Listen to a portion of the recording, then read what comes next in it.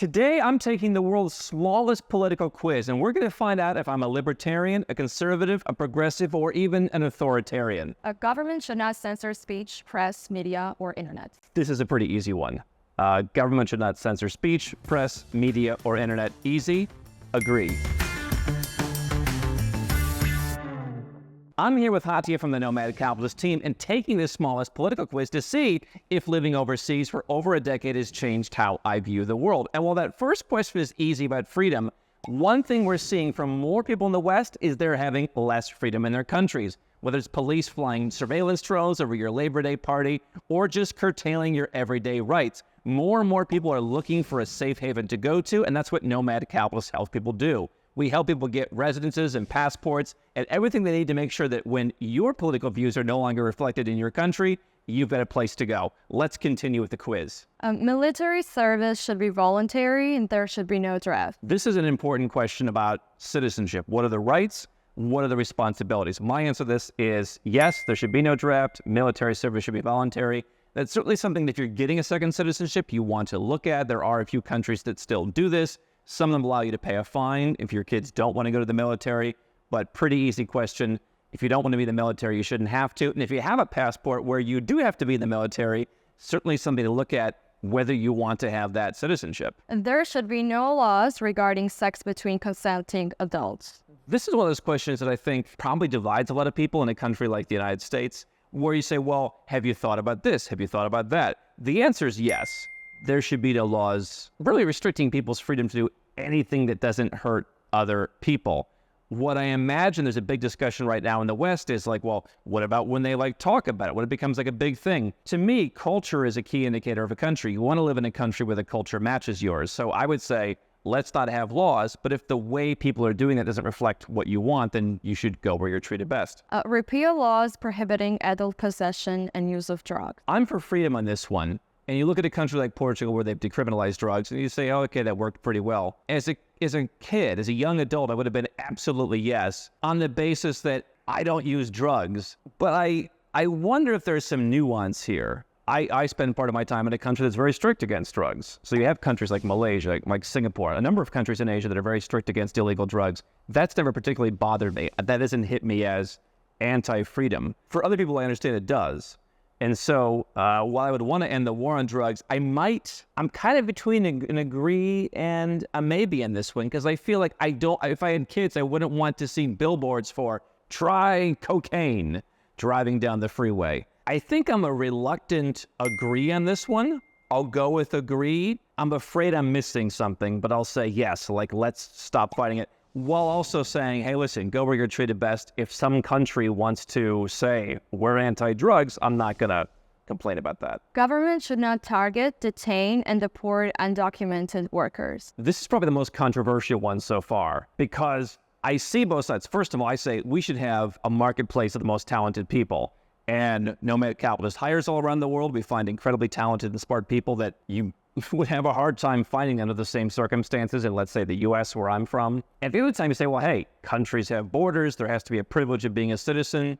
Really, the biggest privilege in my mind of being a citizen, let's say in the United States, is you can work in the United States, even though there's remote jobs and all that. I'm kind of in the middle on this one because I say if a country has laws and people violate these laws and they just come in and they're trying to circumvent it, that's a problem. I'm not one of these big business guys who says, hey, just flood the market with cheap labor. But I feel like, there are a lot of people who want to keep out talented people in order to say, hey, our people should have the only chance to have the good paying jobs. And I just think in the 21st century, the idea that super talented people from Bangladesh get less opportunity than someone who does everything wrong in the United States. I'm not a big fan of that, but I see the point on law and order, so I guess I'll be a maybe on this one. I think there's probably a lot more nuance to it. And now let's go to economic issues. Let's do it. Taxpayers should not be responsible for student loan debt. I would agree with this. I don't think taxpayers should be responsible for almost anything. Now, you can look at certain countries in Europe and say, how come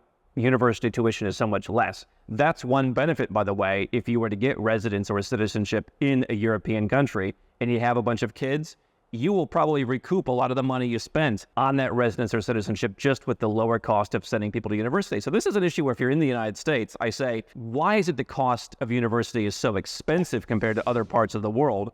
The quality of that education in the United States isn't any better. In fact, it's gotten worse statistically. And so why does the student loan debt exist in the first place?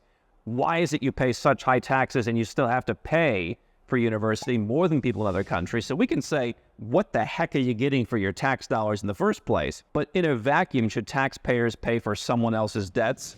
I would agree they should not. Government should not be responsible for providing health care. Well, again, these questions taken in a vacuum, I would say yes. But again, I'm saying, what is it you get in the United States in particular for paying a ton of taxes? Now, we say, well, hey, listen, I'm moving to Dubai. I'm moving to Vanuatu. I'm moving to a territorial tax country, and I'm going to pay zero or very little tax. Of course you shouldn't get anything. That's what we talk about here, is take a bit more responsibility for yourself, living in a place where you buy your own insurance, you take care of yourself. The government's not going to take care of you.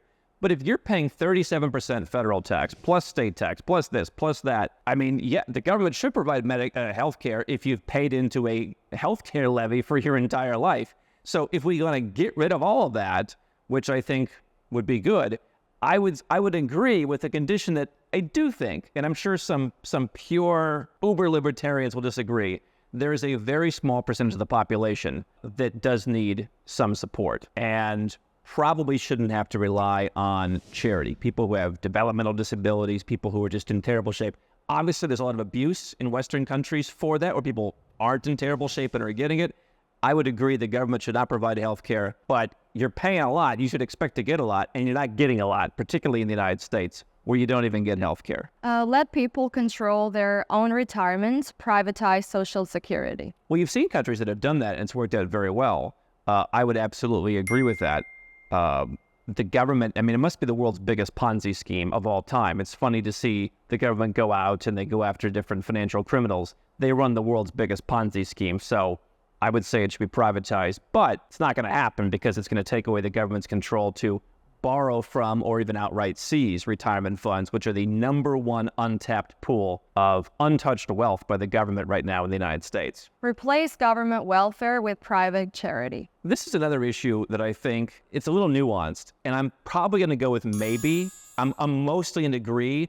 I would have been fully agree as a kid where you're a little bit more idealistic. You look now and you say, does every cause that needs to be supported have the money that it needs from private charity? My challenge with this issue, and maybe I'll just, I don't know which one to go with, because when you put the government in charge of something, it just does terribly well, right? You could say, do I support people who commit heinous crimes being punished? Sure. Do I support the death penalty?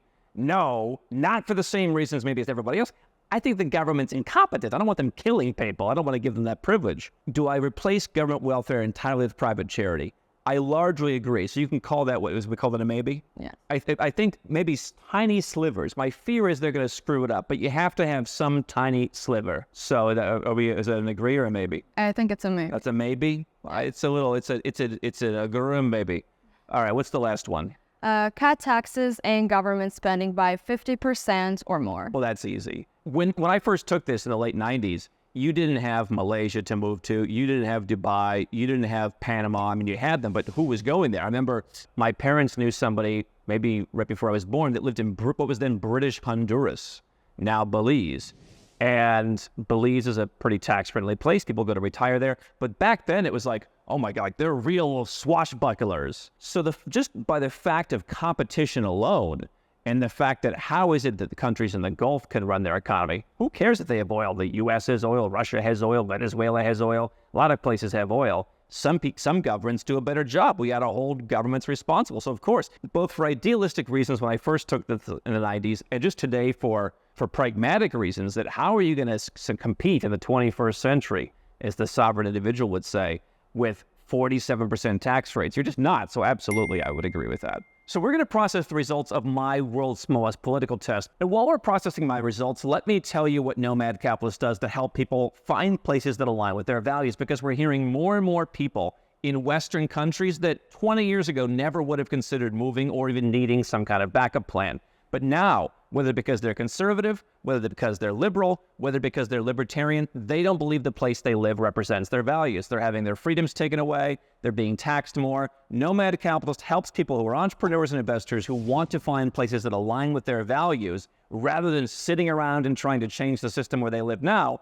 Set up second residences, get second passports, move to more tax-friendly countries, and take advantage of the benefits of what we call go where you're treated best. You can learn more at nomadcapitalist.com how we can help you do that, because it's a lot easier just to go to the place that already matches your test results rather than sitting around trying to vote for people when your country's going the wrong way. Now here's the results. And you scored libertarian. So the final results, personal issues score 90, economic scores issue 90. So I guess the maybes count against you for 10 points. So there you go. I've always been pretty libertarian. I've always been a free marketeer. What I realize is everyone has different reasons for wanting to go where they're treated best. Some people value personal freedom more than, let's say, lowering their taxes. Other people are trying to make the most of, let's say, selling their business or a big investment. You get to decide. I'm pretty much right up there in terms of both the personal and the economic side. But no matter what your issue is, it's always a lot easier to find the place that represents your values than trying to fix the place where you're at. You can take this test online, and you can go to nomadcapitalist.com to learn more about how we help.